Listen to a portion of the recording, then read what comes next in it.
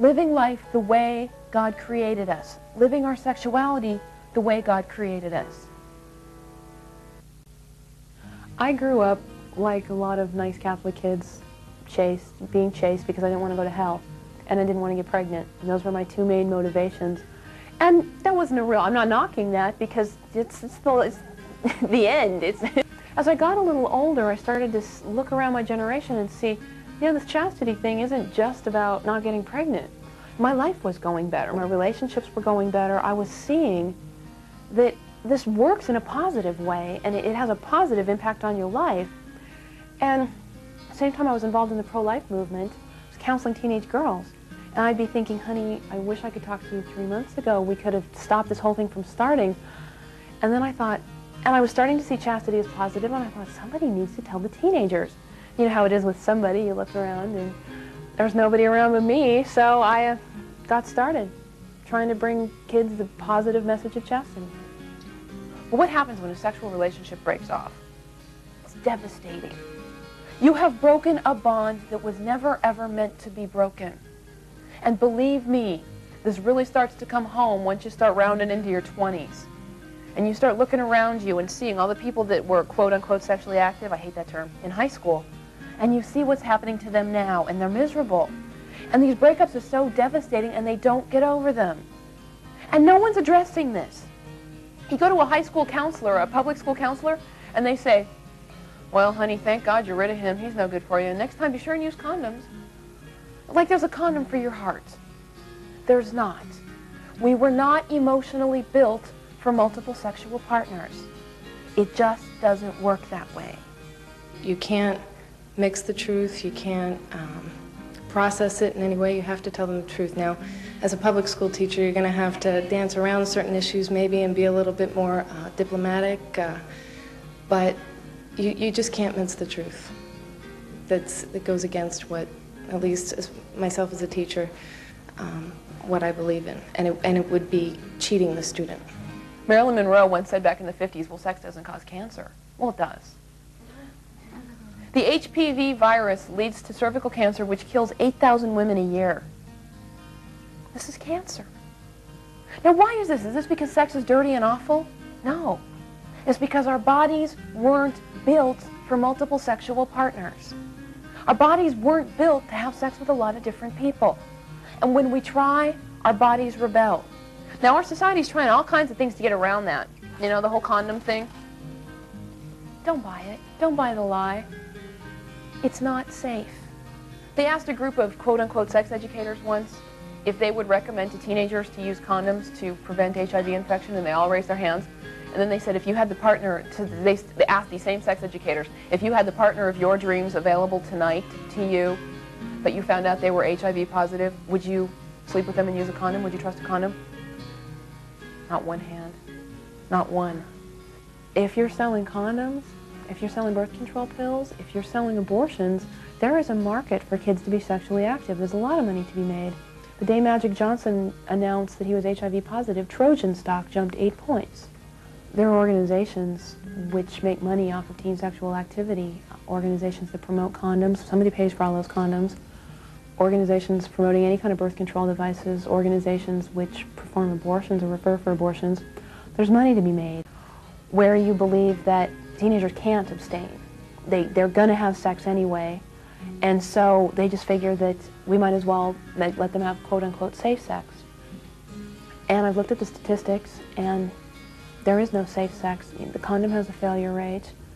The pill, 25% of all teenagers on the pill will be pregnant within 2 years.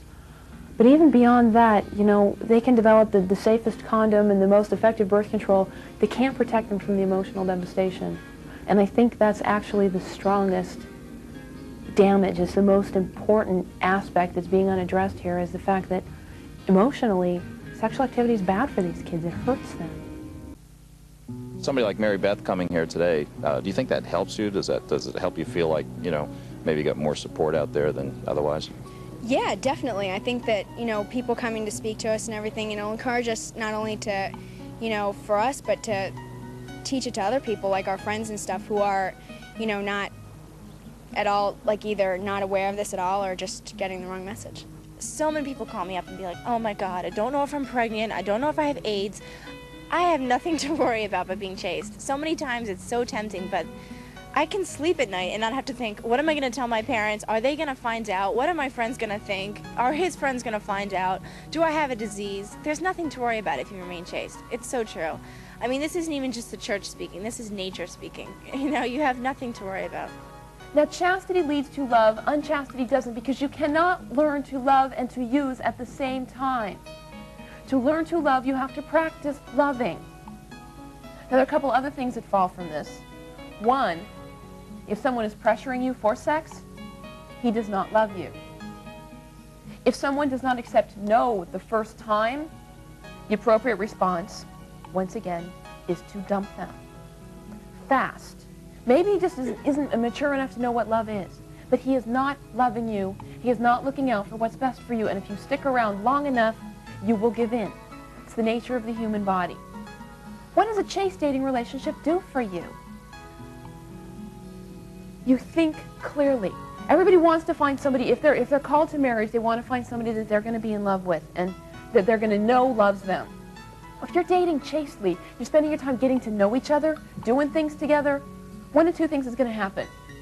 Either you figure out that this person is a loser and you can dump them, or you continue getting to know them and doing things together. And sure, you're sexually attracted to each other. That's good. Don't ever think that that's bad. That's your body telling you, well, when the time comes, just want to let you know we're here, you know. The trick is what you do with those feelings. If you channel that energy into positive pursuits, getting to know each other better, playing sports together for Pete's sake, you know, other things in your life, studying, talking on the phone, doing positive things, that energy will go to good use. And you spend time getting to know each other, and if it's right, there will come a time when you look at that person and say, I love you, and I know it's you, and not just this fake bond. And I'm telling you guys, that feeling is better than sex. That realization is better than sex. That clear head. You can look at that and accept it clearly and want what God, the path that God has for your life. Chastity leads to love. And it also leads you to a better choice in partners. People ask me, you give these talks on chastity, but you don't find any dates. I said, I get dates with exactly who I want to date. Who wants to date somebody who expects sex?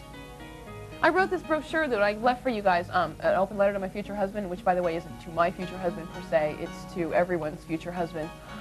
A friend of mine gave it to some coworkers, and one guy read it and said, who's the expletive who wrote this? I want someone who's used to saying no to sex.